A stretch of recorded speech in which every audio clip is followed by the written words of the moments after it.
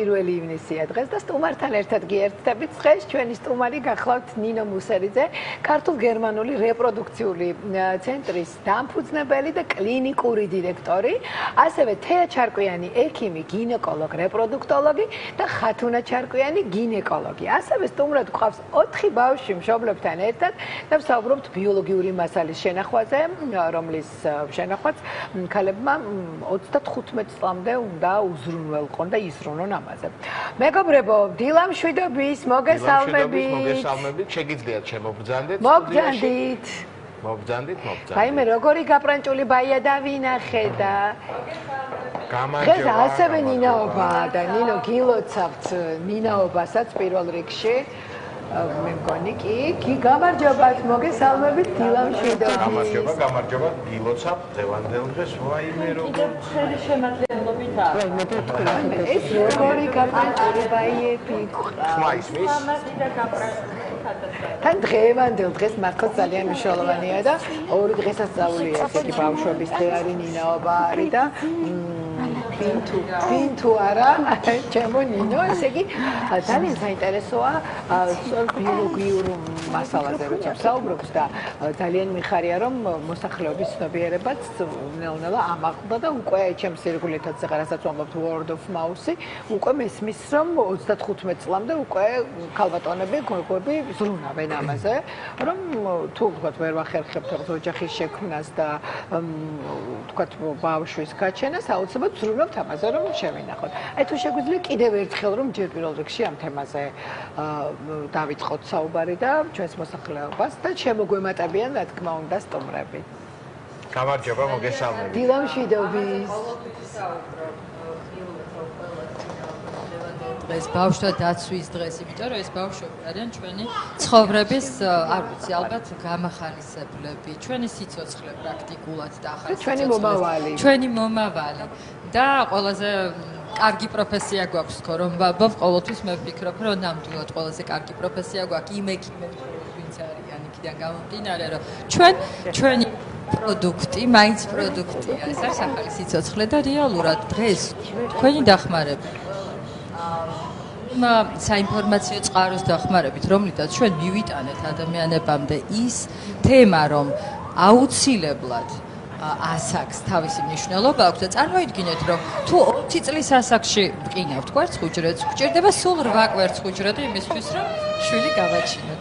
მაგრამ თუ მაგალითად ვყინავთ კვერცხუჯრედს 35-36 წლის ასაკში გვჭირდება 30-25 კვერცხუჯრედი. შესაბამისად, ამის მისაღებად კიდევ უფრო მეტი პროცედურაა საჭირო. არის 30-25 შესაბამისად, რამოდენიმე პროცედურა უნდა გავიკეთოთ იმისთვის რომ მივიღოთ ასეთი რაოდენობით კვერცხუჯრედი და შეიძლება პატარა ასაკში მივიღოთ ჩვენ მე მგონი კიდევ ყავს სტუმრები პროცედური გამარჯობა საფოდი ლამაზე მიხარ დედა რა სტუმრები გვყავს და როგორი ბაიები გვყავს სტუმრად ნახეთ როგორი ფანტასტიკური ბავშვები არიან თან ყველა ასაკის ყველა ასაკის კი ნამდვილად ყველა ასაკის და გოგოები ჩვენი ვაჟკაციც აქ არის როგორ მოეწონა მიკროფონი მე მგონი მომავალი ტელეწამყვანია როგორც ვატყობ ძალიან მოეწონა ან მომღერალი მე რაც შეეხება თვითონ ბიოლოგიური მასალის შენახვას ჩვენმა მოსახლეობამაც რო იცოდეს როგორი რამდენი ხანი არის შესაძლებელი რომ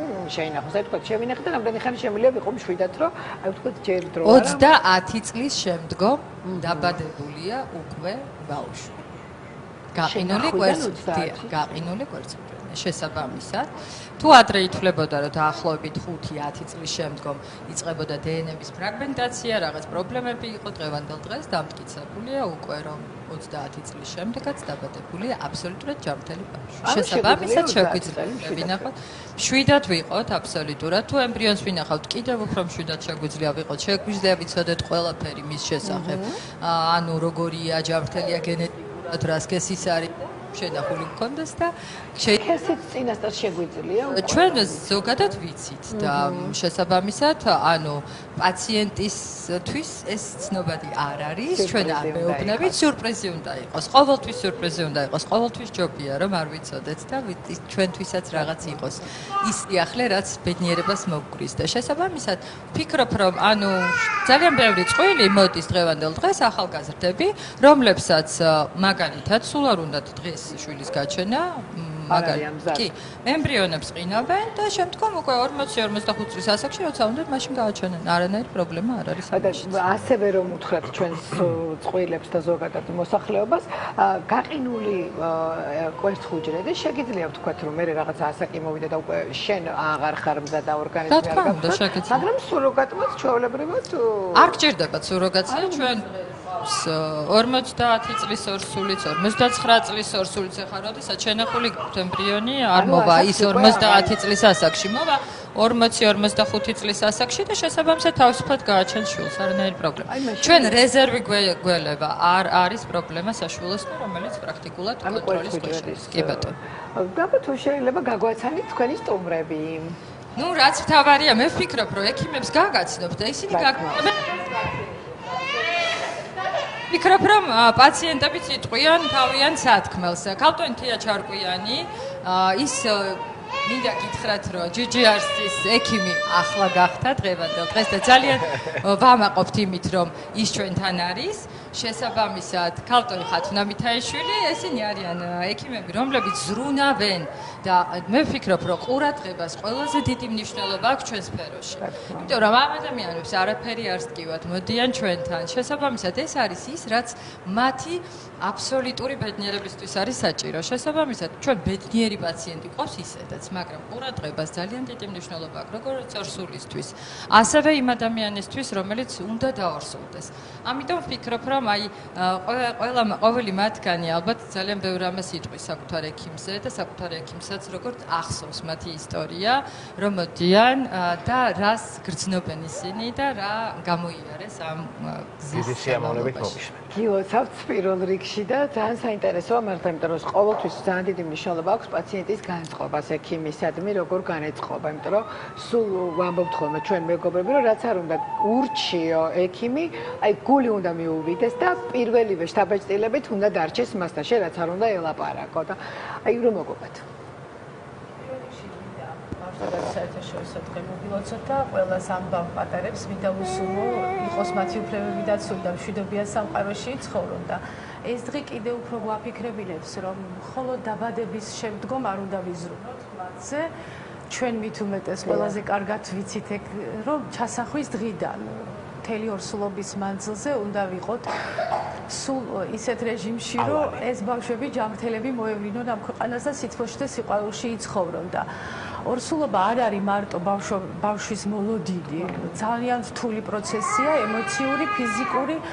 ჩვენი პაციენტების უმრავლესობას მით უმეტეს ამ ყველაფერს ერთვის ემოციურად დატვირთულები არიან, სტრესულია და მე ამ პაციენტებთან ერთად გავიარე ეს გზა და ძალიან მნიშვნელოვანია ოჯახის, ჩვენი ექიმების, მთელი საზოგადოების მხარდაჭერა, რომ მშვიდობიანად გავატაროთ ორსულობის პერიოდი, მშობია რომ მშვიდობიანად და მოევლინონ სამყაროს ჯანმრთელი ბავშვები და ამ შემთხვევაში მე ვიტყვი რომ 10 წელი ქალბატონი რუსუდანი ელოდებოდა ეს ოჯახი ელოდებოდა შულს და 8 წელი ქალბატონი ნინიკო ელოდებოდა არ ვიცი თითოეული დღე მახსოვს ამათი ვიზიტი ჩვენთან რა ემოციური იყო ქალბატონ რუსუდას არასოდეს არ ეჯერა თუ აი არ ვიცი სულ დაძაბული ვიყავი რომ აი დამერწმუნებია რომ ყველაფერი კარგად იქნებოდა და ძალიან ემოციური იყო და ნინიკო უფრო მშვიდი იყო უფრო ისე მოყვებოდა ხოლმე ყოველ ვიზიტს მშვიდად და წყნარად და აი ეს მინდოდა მეკითხე რომ თქვენთან მოდიან მაინც ცოტა უფრო გააჭიანურებული პაციენტები ემოციური ფონი უფრო მაღალია ხო ამ შემთხვევაში ჩვენი კონტინგენტი ვინც არის იშვიათად ხო თუ დგება ორსულობა მალევე დგება და ეგ არის და როცა უკვე წლები გადის ბევრად რთულად იღებს მას თითო პაციენტის მთელი ოჯახი და სანათესაო სტრესშია ჩართულია ამაში, რომ ნუ ჩვენზე აღარაფერს ვამბობ ქალბატონინოზე. აი ყველა ჩვენი ვიზიტის შემდეგ ეკონტაქტებიან ქალბატონინოს ზუსტად ვიცით. მე მესეჯების საკითხული მაქვს არაერთხელ. სულ ყველა პაციენტის ორსულობის მიმდინარეობაზე საქმის ყურშია, რომ აი იცის ყოველთვის ვინ როგორ მიდის და ვის რა ჩივილი აქვს, ვის რა განსაცდელი აქვს და ვის რა პრობლემა აქვს და მე მინდა ყველას მიულოცო, მე მინდა ყველა ქალს, ვინც დედობისთვის იბრძვის, რომ დედა გახდეს და ყველა ბავშვს ვუსურვო ჯანმრთელი დაიბა მოევლინოს ამ ქვეყანას და ვისწავლოთ მათგან სიყვარული. ნამდვილად და ბრძოლას ყოველთვის აქვს აზრი, აგერ ჩვენთან არ არსებობს. მამას ვათქმევინოთ. მამა ხო ხედავ როგორ უვლისა. აი როგორ მოვშა, უნდა ეთქვა, რომ რა. შეიძლება დასაც წესი რომ სულან თქვას რომ მე არ წავართვა ისას. სულ იმას და მე გავაკეთე. მამაზე აღავლაპარაკო. ჩვენთან გართული იყო. ძირითადად მამასთან ხონდა ურთიერთობა სატელეფონო კავშირი, მიწერმოწერა როგორ იყო, როგორ მიმდინარეობდა. პირველ რიგში ულოცავ ყველა პატარას დღევანდელ დღეს. ბედნიერი ბავშვობა გქონდათ, ბედნიერი მომავალი. აი დღევანდელ დღეს რომ მახსოვს პირველად რომ შევადგით ფეხი GGR-ში ქალბატონ ნინოსთან ვიზიტზე. და არასდროს არ დამოვიწყდება ის სიტყვები, ქალბატონმა ნინომ რა გვითხრა, რომ აი მე თქვენ აქედან უშვილოებს არ გაგიშვებთ. დღემდე მახსოვს და დღემდე ჩამესმის ყურში ეს სიტყვები და ჩემთვის აი იმხელა იმედი იყო, იმიტომ რომ ჩვენ ძალიან რთული პერიოდი გამოვიარეთ, 10 წელი არ გვიჩნდებოდა შვილი, ძალიან ბევრი ვიბრძოლეთ, ბევრი უშედეგო ცდელობა იყო. და აი ქალბატონ ნინოსთან იმედიც ჰქონდა დაკარგული, აი არც ვფიქრობდით სხვათა შორის ტელეფონის ნომერი რომ მოგცეს GGR-ის, ანუ 1 წელი ესე ანუ დავდეთ თარაზე გვედო დიდხანს და იმიტომ რომ არ მჯეროდა უკვე ექიმების საერთოდ, მაგრამ აი ქალბატონ ნინოსთან რომ მივედით და გაგვესაუბრა, იმხელა რწმენით და იმედით წამოვედით იქიდან, რომ ანუ დავიჯერე, რომ აი ნამდვილად აქ ყველაფერი ჩვენი ოცნება ახდებოდა და ნამდვილად ეს და რამდენ ხანში ასრულდა თქვენი ოცნება? პირველი, ანუ ორ თვეში. აი არ მჯერო. 10 წელია დადიან, 10 წელი იცით რა? გააჩნია სად მივდივართ, რას გვეუბნებიან და რა ქვით მივდივართ, ხო?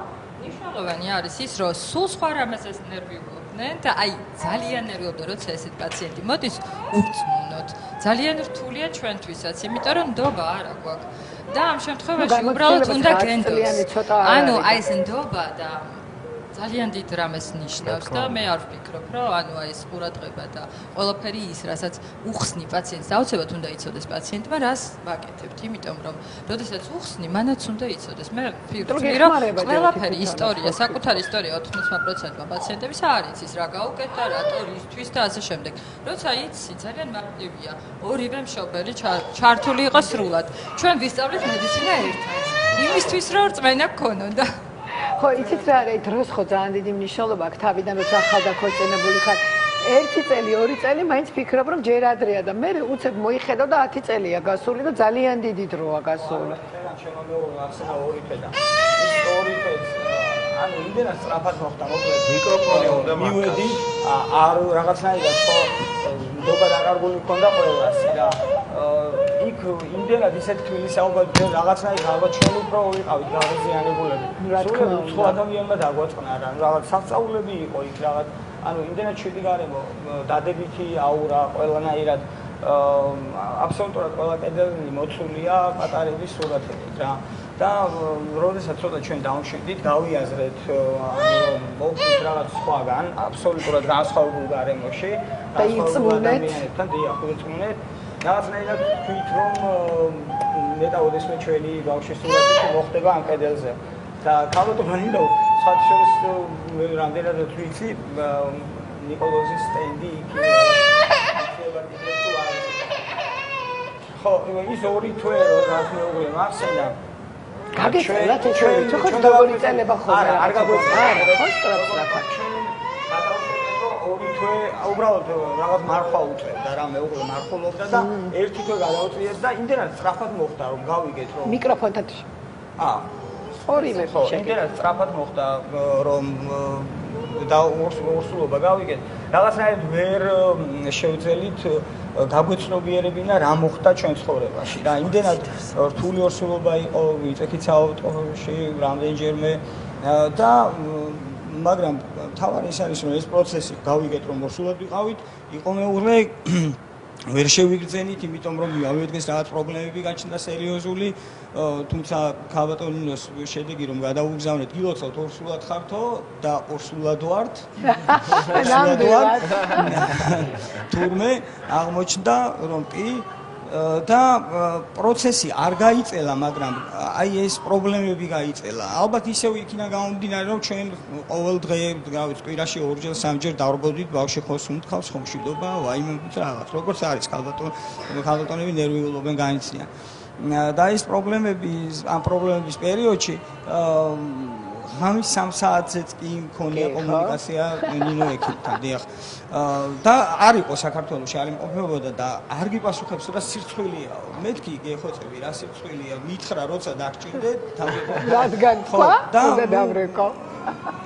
რაღაც ერთ-ერთ უცხო ქვეყანაში იყო რომ წერდა ქალბატონი ნინო თვითონ აეროპორტიდან და ასე შემდეგ. ქალბატონი ხათო არ ვიცი ახლა ისე დაემთხვა რა რომ დიდი ხანი არ გვინახავს და ჩვენ გეგმავდით რომ ისულიყავით GGR-ში და ქალბატონი ხათუნა გვიყვარს ძალიან მაგრამ ისეთი განწყობით ვიყავით ხოლმე თვითონაც დაძაბული იყო მუდმივად და ну რაღაც სასწაული მოხდა მე რომ დაიბადა ნიკოლოზი ხო და რაღაც ოჯახის წევრივით გახდია რა თქმა უნდა ორი პერსონა იყო თავიდან ვისაც ვიცნობთ ანუ გვითხრეს გამოცემით რომ ეს ორი პერსონა იყო პერსონა და მაგარი ადამიანები იყო ქალბატონი ნინო მუსელიძე და თამარა ნადირაშვილი ხო და რაღაც ღმერთმა ისე მოგახვედრა რომ ქალბატონმა ნინომ გვისმინა 1 საათი თავის დროზე დასაწყისში რომ ვისაუბრეთ გითხრა რომ რუსამ როგორც თქვა რომ აუცილებლად თქვენ აქედან უშვილოდ არ გახავთო რა და მიგვამაგრა თამარა ნადირაშვილს და ნუ ქალბატონი არის რაღაც მითებია რომ ეს ქალბატონი არის იმის და რაღაც ხო მაგრამ აი ვერ წარმოიდგენთ როგორი თბილია რა როდესაც ყველაფერი დაგვილაგა გითხრა დაგვიწერა დაუწერა რომ ესე უნდა გააკეთოთ და გამოვედით და აუ აი ზედმეტი ვერ ჩაუგდეთ სიტყვა ვერ უთხარით ну რაღაც აი ჯარისკაცია რომელიც მიდის პირდაპირ და მიდის მიზნისკენ რა ეს ხო იცით სპეციალურად არის ექიმების მიდგომა რომ დრო არ დაგაკარგიო რომ გაიგო რომ ორსულად იყო რუსტანი აი რადიკალურად სხვა ადამიანი გახდა აბა ეს ხო არ გინდა ამ დროს ღამე მომწერე და რუსად ცოტა არ არის აქტიური სოციალურ ქსელებში და მე მიწევდა ხოლმე მუდმივად კომუნიკაცია როგორც ვთქვა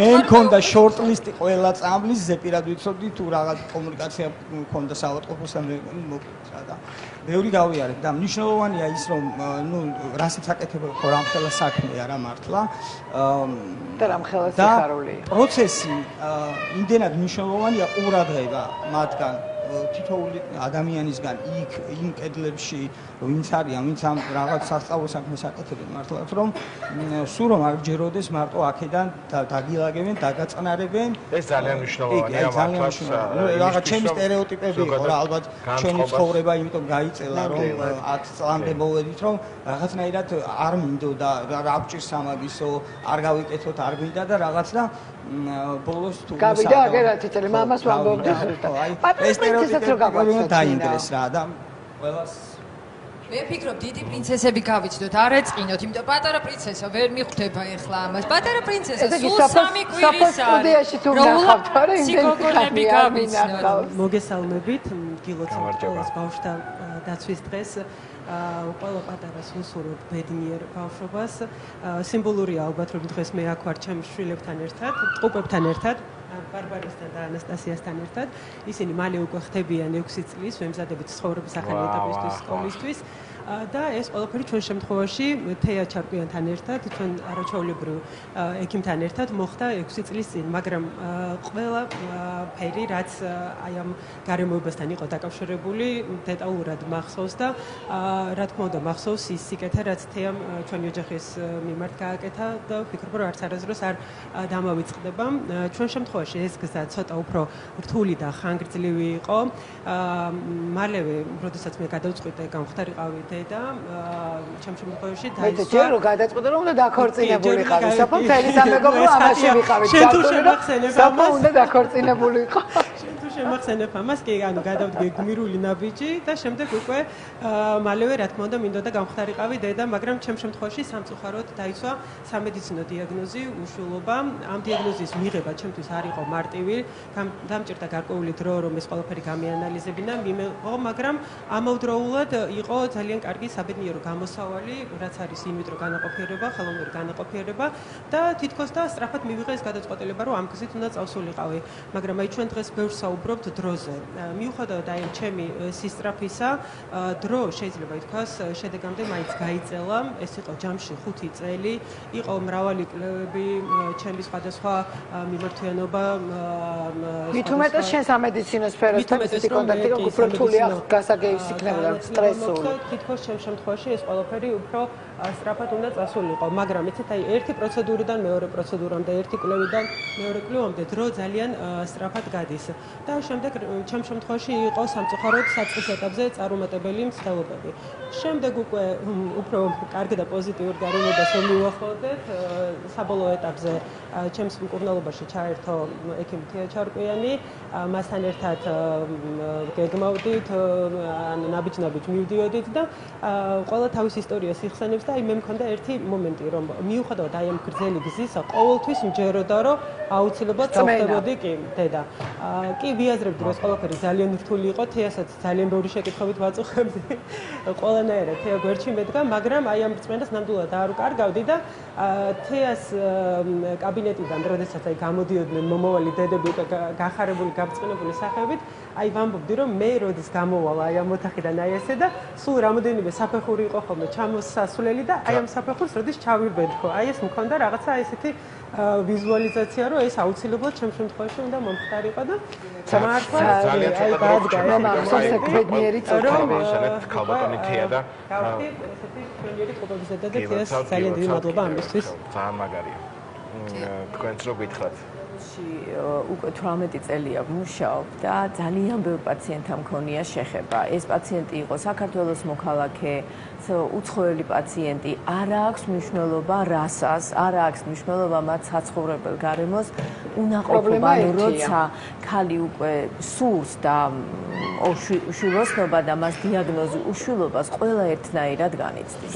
ამიტომ აი ექიმისთვის ის გახარებული და ანთებული თვალი, როდესაც გადის კაბინეტიდან პაციენტი, აი გაოგნებული, რომ ის ოცნება, რომელსაც მთელი აი ეს ცხოვრება, რა ვიცი, აი როგორ დავარქვათ, ელოდება, ეს მათთვის უკვე რეალურია და ახდენილი არის. ამიტომ ყველა დედას ვუსურვებ და ყველა იმ ქალბატონს, ვისაც სურს გახდეს დედა, ვისაც სურს იყოლიოს შვილი, მიაღწიოს ამ წარმატებული გზისთვის. დღეს 21 საუკუნეში ყველანაირი ტექნოლოგია უკვე ხელმისაწვდომია საქართველოში და ჩვენს ბავშვებს ვუსურვებ ბედნიერ, ჯანმრთელ ცხოვრებას და უღრუბლო მშვიდობიან ძლიერ საქართველოში. აი ამდენ სიხარულს რომ იღებთ, მიუხედავად ასეთი დატვირთულობისა, იმიტომ ხართ ესეთი ულამაზესი ქალბატონი. იმიტომ რომ ბედნიერების ჰორმონს რამდენჯერ გამოიმუშავებს თქვენი ორგანიზმი და გონება. თუნდაც ტესტის ფოტო და რამდენად ნინოს იმდენი აქვს ეს ტესტის ფოტოები. ყველაზე ბედნიერები ვარ, ალბათ და ყველაზე პატარა, 3 კვირისა. 3 კვირის და 3 კვირის არის. როგორი გაბრანჭულია, როგორი ფულშა და მშვიდია. თქვენი შემთხვევა იყო 8 წლიანი უშვილობა, და ძალიან დიდი მადლობა მინდა ნინო ექიმს გადაუხადო. მისი წყალობით და ხათუნა ექიმის წყალობით, თამარ ნადირაშვილის წყალობით ჩვენ 8 წლის მერე გავხდით მშობლები და არ ვიცი, ძალიან ბედნიერები ვართ და ესეთი პრინცესა რო დაიბადა ჩვენ ცხოვრებაში, რა ვიცი, ხათუნა ექიმის ძალიან მადლიერი ვარ. იმიტომ რომ ისე გააწამართა ჩემი ორსულობა, რომ დაუჯერებელი ახდა, აუხსნელი ნამდვილად. ძალიან ადვილი ორსულობა მქონდა, ასე ვთქვათ, აი არაფერი სირთული არ გქონია ჩვენ და რა ვიცი, მაყოფილი ვარ ძალიან. კიდევ ერთხელ გილოცავთ, ურმესი მადლობა ყველას მოგზანებისთვის. დღევანდელ დღეს აი ამ სურათის დანახვარი ყველაზე დიდი ბედნიერება ბავშვთა დაცვის საერთაშორისო დღეს, როცა ამდენ გახარებულ მშობელს, ექიმს, რომელსაც აი ასევე უხარია როგორც მშობელს, როცა ორსულობას იგებს და ამ ჩვენს არაჩვეულებრივ მომავალს, რომელსაც უყურებ და მიხარია. არ არსებობს ექიმი, ვისაც არ უხარია შედეგი. არ არსებობს და ჩვენ ყოველთვის პირველივე გადატანაზე თუ დადგება შედეგი, ჩვენ ვართ ყველაზე ბედნიერები, ნამდვილად. მე მგონი მშობლებზე ბედნიერები ჩვენ ვართ ხოლმე. სულ ვეუბნები, რომ როდის გაგიშვებთ სამშობიაროში. აი დადგა ორსულობა, არ არის ყოველთვის ასე. მერე მოდიან მიან გინეკოლოგები, რომლებსაც ეს ჩვენი პაციენტები მაღალი რისკის ორსულები არიან მაინც და შესაბამისად ძალიან დიდი შრომა ამაში, მაგრამ აი ძალიან დიდი ბედნიერებაა თვითვეული დაბადებული ბავშვი და გილოცავთ. ბედნიერებას გისურვებთ, სულ გაღიმებულ სახეებს გისურვებთ და მე მინდა რომ ყველასთვის მაგალითი იყოს ესეთი მამიკო, რომელსაც ასეთი მხარდაჭერა მეორე ნახევრისგან მეუღლისთვისაც ძალიან მნიშვნელოვანია და ძალიან დიდი სიამოვნებაა. ძალიან დიდი მადლობა.